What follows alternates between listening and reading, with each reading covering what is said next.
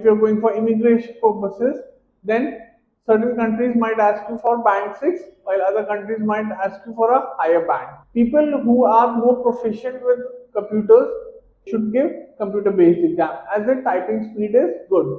While pen paper based exam is for those people who are more traditionally inclined to writing. Hello students, welcome, and today we will discuss IELTS myths. So one of the myths is IELTS exam is easy and practice is not needed. Many students feel that the exam is very easy and they do not need any kind of practice. But that's a misconception. IELTS exam, even though it's easier than TOEFL or GRE, it is kind of difficult. In terms of that, you need certain kind of practice with your listening, reading, writing, and speaking. If you think that this exam is a cakewalk and you can just go and like just do it without any kind of like practice, it's not the case. It's not like wearing shoes that you put on your slip-ons and just like go into the center and will score band 9. That is not the case. The second is the test can be given only once.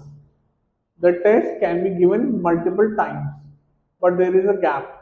You can give the test 2 times in a month, twice in a month. Okay.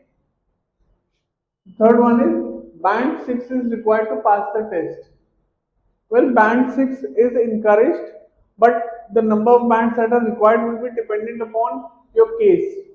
For example, if you are going to a university, now the university might ask you to score at least band 6.5 in all of the modules. While if you're going for immigration purposes, then certain countries might ask you for band 6, while other countries might ask you for a higher band. It all depends on your case. The fourth is different countries have different IELTS test formats. Well, no. Different countries do not have different IELTS formats. The modules remain the same. It's the speaking, reading, writing, and listening. The exam format remains the same, and there are two versions: academic and general. Okay. So the last one is pen paper exam is easier than the computer based exam. No.